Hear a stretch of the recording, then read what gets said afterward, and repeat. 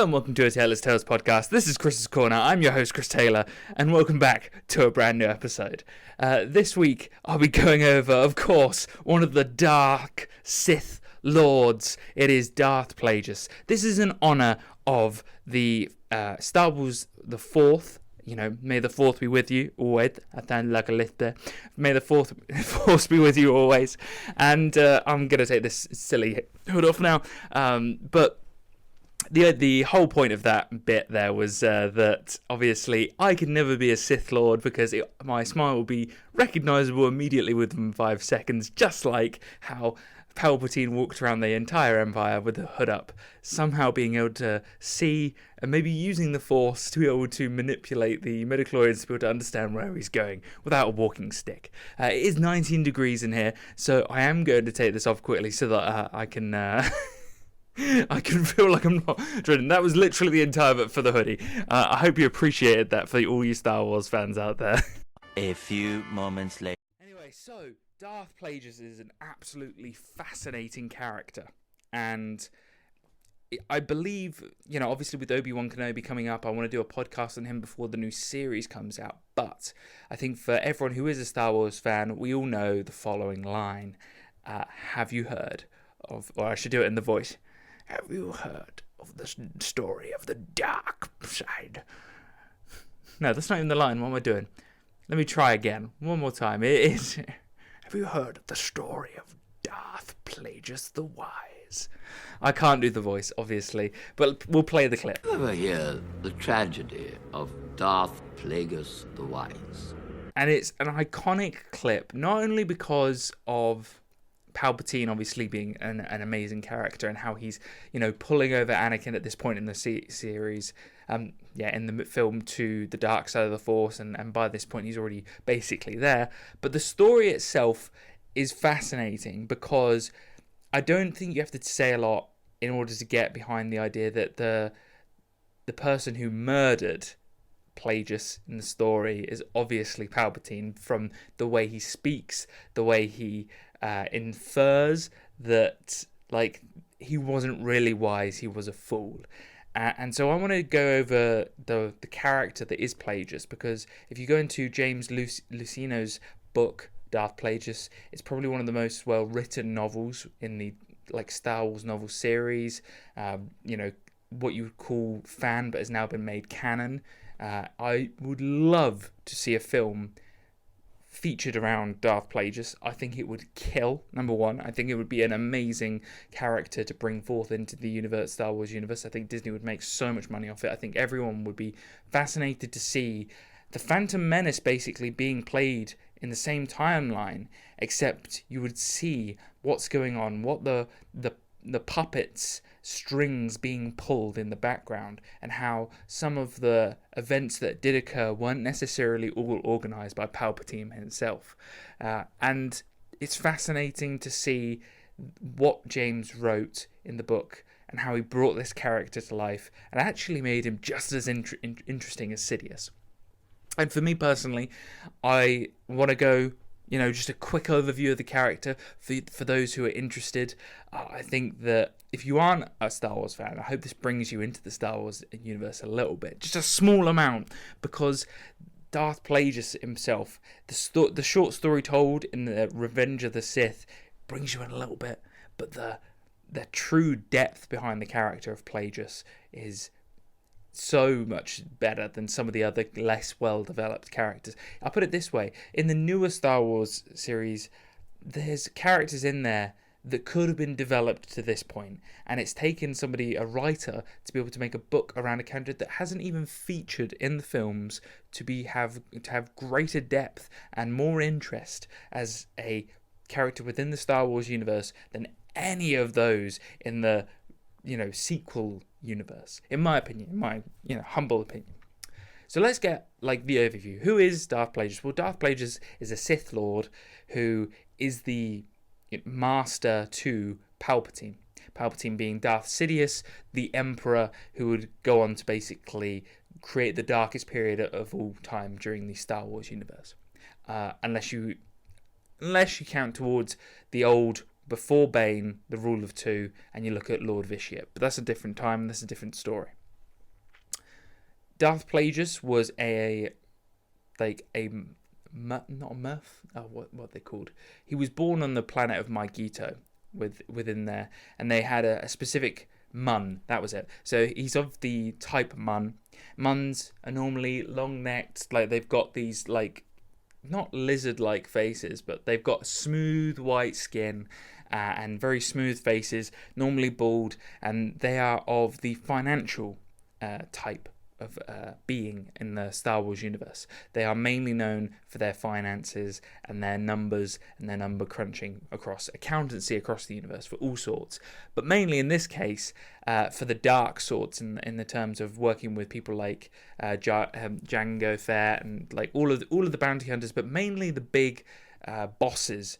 So you're looking at Jabba the Hutt, for instance, or his predecessors in this case. It was actually his sister who was dealt with by Darth Plagueis, also known as Hago Damask, under Damask Holdings. Hago Damask was what you would call Darth Plagueis' standard, basic name throughout the Star Wars universe, and that's who he was known as. Hago Damask was basically...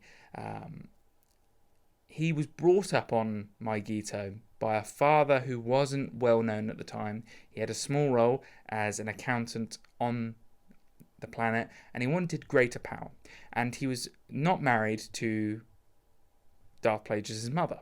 And his mother was more like a concubine at the time, and wasn't the main mum to the family. He had other half brothers and sisters, who none of which he liked, and they all would meet a demise later, not through Plagueis' hand directly, but mainly through a heart condition that was brought on by their mother and their father. The father would eventually pass away, and Hago Damask would take Damask Holdings. But climb to power, their claim to fame, was only achieved actually through Darth Plagueis himself. Darth Plagueis would not become Darth Plagueis before he was taken on as an apprentice by Darth Tenebrous. Tenebrous was a scientific Biff of type Biff. They are the guys who play the little flutes on the play the clip.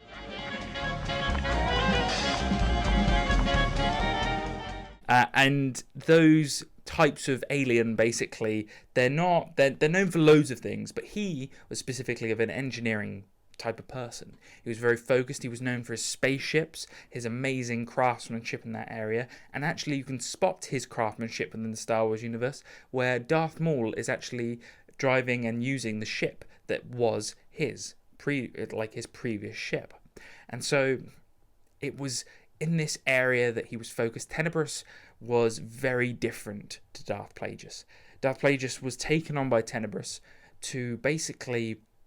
He sensed him early on. He actually manipulated Plagueis being born, which is kind of interesting to have seen this happen, as Plagueis would also play a role in someone of a strong Force type being born later on in the series. And Tenebrous got the concubine and Kaz Damask, Hago's father, and he would, manipulate them to be able to have the child. The child would be born, and at the age of 5, Tenebrous made the offer to Ka, where he would be elevated in position to a higher stance. I believe it was accountant, like a jurorship within the intergalactic banking clan, and he would be a much higher position. And from there, he would be able to, accrue much more wealth. Now, Hago was kept secret by his mother up until that point from others around him. He discovered that he had these powers very, very early on, and that he would manipulate other children around him to be able to, do things he wanted. He also got one child to commit suicide. So there was dark aura around Hago very early on. And he was definitely, although it wouldn't seem that he was interested, as in, he didn't consider it the dark side. He considered the Force to be just the Force, and a use and a way for him to be able to use it for the things he wanted to get. And the main thing that Darth Plagueis is known for, as you saw in the clip, is that he wanted immortality and the ability to live further on in life and not have to die. The irony. So Tenebrous, like I said, an engineering biff who would take on Plagueis and teach him the ways of the Sith. Now, even though he was an epic duelist, Plagueis wasn't exactly a fan of using a lightsaber, which is also kind of fun to see that Sidious was also against using a lightsaber later on and would prefer to just use the Force.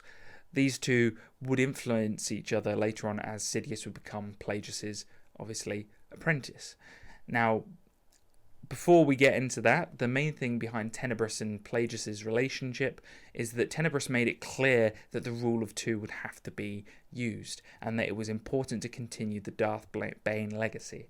Darth Bane basically created the rule of two, of where you would have one master to hold all of the knowledge and the power, and that the apprentice would want that power and crave the power, and there would always be this subordination from the apprentice and always the superiority from the master to always have that relationship. And it worked because in previous decades before the Bane rule, the Sith destroyed each other because there wasn't that relationship, and there would be consistent battle and conflict, and that's why they were never able to defeat the Jedi. And so Tenebrous made this very clear. And it wasn't until Tenebrous, even in Tenebrous' death, where he went into a mining shaft, it would be investigation with Plagueis, and the mine collapsed, and Plagueis took his opportunity to take one of the collapsing bricks and kill Tenebrous with it. And even in death, Tenebrous smiled and knew that this was the rule of Darth Bane, that at some point his apprentice would kill the master, as he had done to the master before him, and so it would continue down the line. However, Plagueis realised that this was a sort of waste of time. He realised that the rule of two didn't allow coexisting Sith to progress, and that he was tired of this superiority complex within the Sith ruling, and that it wouldn't allow the Sith Empire to rebuild. And he saw a greater purpose for him, and he saw the opportunity to take up more than one apprentice.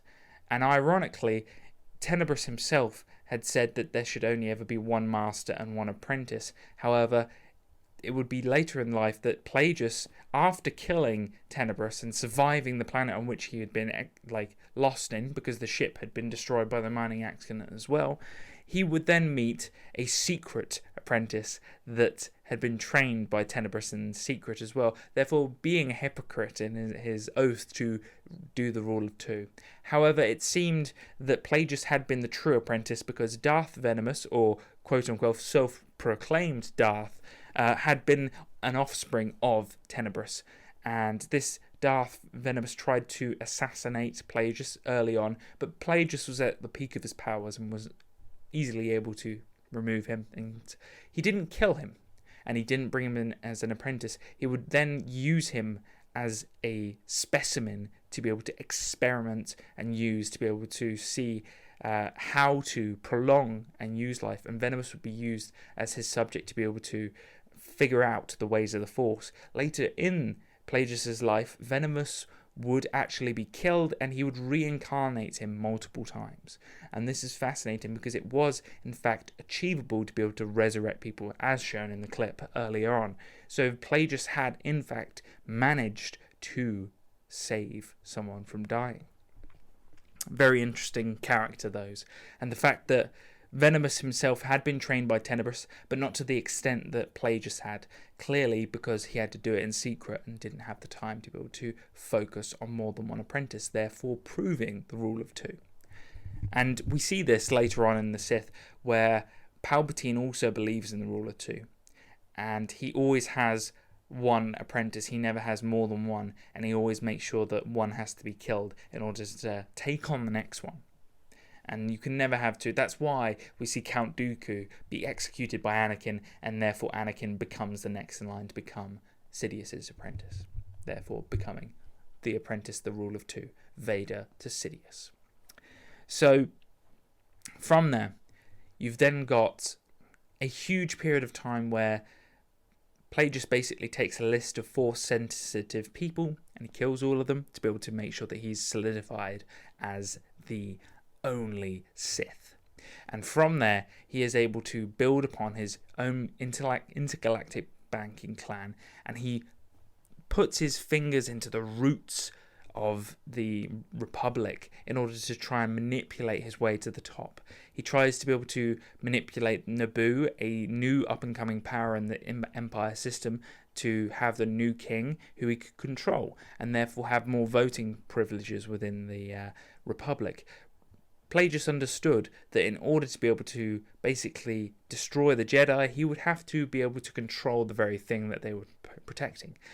Plagueis understood that the overall plan had to be done in secret, and in order to be able to surprise the Jedi, he would create a clone army. Yes, that's right, Plagueis was actually the one who came up with the entire Order 66 plan, and it was him who would be able to use Sith Lord and Count Dooku, as he was able to manipulate both of them, and it was him who was in the background using his ways of intellect and manipulation to be able to gain the power. Now, there was a key period of time for this, before Plagueis would basically disappear into the recesses of his laboratory and his experiments to be able to prolong life and become immortal. There was a period of time where he was at his peak, and he was a dark Lord of the Sith who Sidious feared but also loved in some messed up way, in the sense that he understood the power that Plagueis had.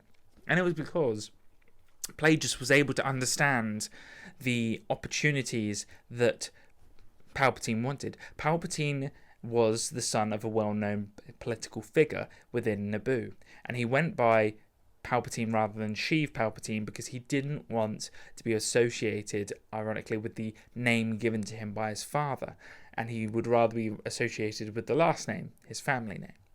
And so it was actually Plagueis who spotted Palpatine in Naboo and understood that he was a Force-sensitive being, and could see that he would be useful even outside of the Sith, even as just a political figure. And he would whisper like ideas into the mind of Palpatine and into the recesses of his mind. He didn't know he was being manipulated at the time, but Plagueis was so good at being able to understand how people were because of his job as interacting with so many powerful figures and being able to claim power throughout the galaxy. He also understood how to gain someone's trust, and he would become a mentor to Palpatine even before he would train him in the Sith arts. And in this, Palpatine would murder his own family out in pure rage. Rage in a sense of only the Sith were able to utilize, and it was over time the words of Plagueis in his ear telling him over and over again that certain people were holding him back, similar to how Palpatine himself does the same to Anakin. And we see this in the film. It is merely through words that Palpatine is able to be able to create one of the greatest empires that were ever known. And it's the same with Plagueis. Plagueis came up with Order 66. Plagueis understood that a clone army had to be created that could be trusted. And he also set up on the other side of and I'm trying to remember the name, the droid army. The droid army. And you also have a question. How did all of this get set up, and how was any of it able to be afforded? Because the Republic didn't actually pay for the initial clone army. Sith Lord obviously had placed the order, but you have to purchase these things. These two, the droid army and the Republic army, were actually purchased by the intergalactic banking clan. At the time, they had huge amounts of funds because of all the dealings they had throughout the galaxy, and through the mining and through all of the operations you can think of. And this is why there was only one person anyone could ever point to who set up both these things and who could afford to do the same. Hago Damask Holdings. Damask Holdings had huge financial advantage. As a Sith, Hago was able to absorb all of the previous Sith artifacts, but he was also able to absorb in all of the Sith finances. And he would. This is the same with Palpatine. Palpatine would obviously take the ashes of Plagueis and place them in his office, and you'll see them in the jar that are in the beginning of his office on the left-hand side. And it's within one of these massive jugs that you can see where he's talking to Anakin that Plagueis is based in one of those. You can't see it on screen, but that is where it's happening. And from there, Plagueis has set everything up. Everything's in motion. Palpatine will become his apprentice, and Palpatine will be a co-reigner of the Republic. The plan was for Hago Damask and Palpatine to become the leaders of the Republic, co-leading. That was the main plan. Palpatine would be used as a puppet by Plagueis to be able to climb the ladder of the political ladder, and he was very good at it. He was a natural because of his father and because of what he'd seen in Naboo and how he could get to the top by manipulating the king of Naboo and who would become it, and therefore how that system became the system in the first place was because of Palpatine and Plagueis, therefore. And it was this period of time where Plagueis was at his peak. He was indestructible. If someone had to be killed, he had them killed. He would purposefully show no mercy. Everybody was at his whim. And there was a turning point for him. I think it was at his greatest victory after he knew that Palpatine was going to be elected as Supreme Chancellor, and he'd just dispatched an assassination upon part of the King of Naboo, that he himself had an assassination attempt upon his life, and the attempt would scar him for life. He had to use a breathing apparatus to be able to breathe and to be able to cover up the massive gash on his lower jaw that had been nearly decapitated. And there was a massive scar across the right side of his face. And it was at this point where his life nearly being taken, it showed weakness to Palpatine. I think it was at this point that Palpatine realised that he could do it on his own, because it was from there that Plagueis withdrew from society. He went in to study even further of how he could prolong his life. It was at this point that he showed weakness, he showed his inability to actually co-lead, because it was 20 years later, 20 years of research that Plagueis would be within this period of time, and that Palpatine would be continuously within the Republic political system in this time, and he had receded his face from society. This was the problem with Plagueis, and this is why he had to be killed by Palpatine, is that the person before this assassination attempt would potentially have executed all of his plans. He was still not afraid of death, and he was still peak power.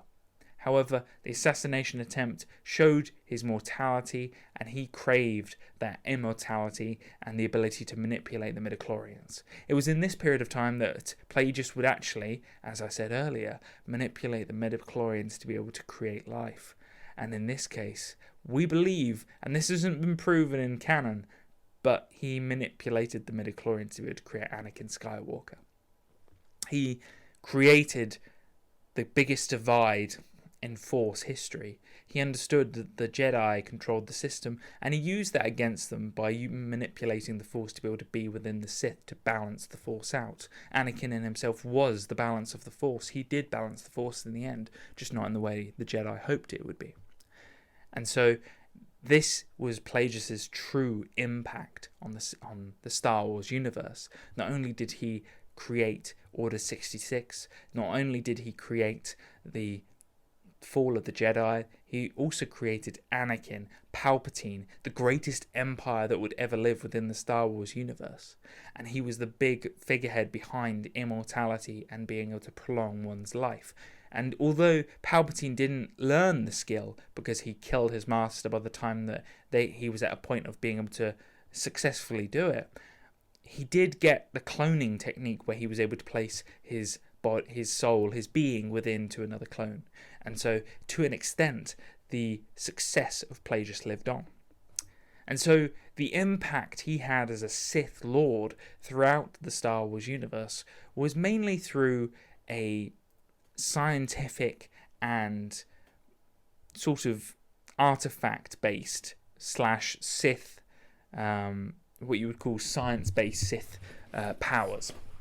And so, for Plagueis as a character, he was quite the opposite of Tenebrous, and Tenebrous was the opposite of him, and then Palpatine was very political and therefore very different from Plagueis as well. You can see that personality traits play a big sort of thing within these characters, and it's really interesting seeing the differences. Tenebrous focused solely on being able to create a virus that would be able to manipulate the midichlorians to be able to cut the Jedi off from the Force. This was Tenebrous's and his master before him's focus, like Plagueis's was prolonging life, except it was his that was self-focused. It was all to do with Plagueis, but Tenebrous still focused on the mission. It was because Plagueis forgot about the main mission, the clone army, the droid army, and the overall plan that Palpatine was able to take advantage. He'd lost focus and focused on the side project of prolonging his life, being able to be a co-chancellor or a ruler of the galaxy for eternity, rather than understanding that he had to kill the Jedi first to be able to win and be able to continue to semi-control Palpatine. It was at this point that, during the success of Palpatine being elected as Supreme Chancellor, that he killed Plagueis. Plagueis had seen the victory, just about to be the victory of Palpatine, and he accepted drinks from Palpatine. They celebrated, and in his drinking and becoming drunk, Plagueis was easy to kill, and at this point was at a weakened state, and for Palpatine, Palpatine's beginning to become the peak of his powers, and so he dispatched of him. So, we've talked a lot about there. The history is so deep in there, and if I've missed some key details, I'm sorry. But the things that I do want to talk about mainly are some of his powers before his death, and the sort of legacy he left behind. His powers were mainly to do with the Force, his manipulation of the midichlorians. He also had many interesting physical fighting powers. It was known that he could use lightning speed, a way where he used the Force to be able to move faster than lightning. It was told that when he fought Darth Venomous, that Venomous could barely see what Plagueis was doing. So although Plagueis didn't believe so much in combat, when it came down to it, he was, in fact, very good at it. He was known by Tenebrous as the best he'd ever seen, and probably one of the best combat fighters when it came down to dueling in a lightsaber preference, as a Sith legend. And this is really interesting because it was Darth Bane, similarly, although was a combat heavy Sith Lord, he was compared with Plagueis, and I like that. I like the idea that Plagueis knew that his skills, although he was very good at some things, he focused very much on the stuff that he loved. And even if it was a love of darkness, it was still fascinating to have a character like that. And with Palpatine, he inherited that a little bit. Palpatine himself was able to dispatch Jedi very easily. However, he focused mainly on Force lightning. Palpatine, Plagueis, they all had the ability to use Force lightning, and it was taught that they could use many other things, like being able to choke and being able to put air within a bubble and be able to take the very air from a being able to take the very air from somebody and kill them. Plagueis had many different techniques when it came down to the Force, and one of them was being able to deflect bolts very quickly. The Jedi do that. You'll see that a lot. But I think, let me have a look at my notes. I'm pretty sure he's got something else that's really intriguing when it came down to Force powers. Right, I forgot about this one. So he was able to become a Force ghost. Now, this was part of his immortality, what you'd call it, his journey, his want, his crusade to be able to become immortal, is that very early on, Plagueis understood that he could become a Force ghost like Tenebrous. However, he was not interested in this because it didn't have any effect on the physical world, and so the immortality was not of interest to Plagueis. And this in itself shows what Plagueis was trying to do. He wanted to be able to manipulate the world around him forever. And in some way, Palpatine, where Plagueis failed, Palpatine was successful. The Empire would last a very long time, and even though Palpatine would be scarred for life, he was also able to last a very long time on the throne. And it's kind of interesting comparing the two, because just like Plagueis was dispatched by his apprentice, Palpatine would also be dispatched by Vader later on. And it was at their peak of their powers in some ways that they were dispatched and killed. I think I like the idea that before Plagueis had his life threatened, it was at this period of time that I compare him to Palpatine as the Emperor, or before he was scarred by Mace Windu and he had this ability to control everything around him when he was unknown. Hager Damask, when he died and was killed, nobody even noticed, because the Republic had a new beginning and it was under Palpatine, and so he must have made it hush-hush. But it was also that he hadn't been seen publicly for 20 years, and Damask Holdings made sure that there wasn't a known ceremony. So it's very intriguing to see that as a Sith Lord, Plagueis had a massive effect on everything around him in the Star Wars universe. And even while the Phantom Menace was going on, he was manipulating and allowing stuff like Darth Maul to exist, and showing that the breaking of the rule of two can, in fact, have a downfall in some way or another to himself. He decided to try and break certain rules and apply others, but in some ways he became the very similar way as Darth Tenebrous and his apprentice Darth Sidious would become later down the line, and being dispatched by their apprentices. So, I hope you've enjoyed this podcast based on one of the Star Wars characters that I truly enjoy talking about, Darth Plagueis The Wise. It has been an absolute pleasure to do the research on this character. I've read the book multiple times, and I've probably missed out some small details and some big details. And if you do know any, let me know, and I will get on that straight away for the next podcast, where I hope to, before the Obi-Wan Kenobi series comes out, I do a podcast based on the Obi-Wan Kenobi character, and I'll do the research for that. This has been a Taylor's Tales podcast. This has been Chris's Corner. I've been your host, Chris Taylor, and as always, I hope to see you this time next week. Bye now. The dark side of the Force is a pathway to many abilities some consider to be unnatural.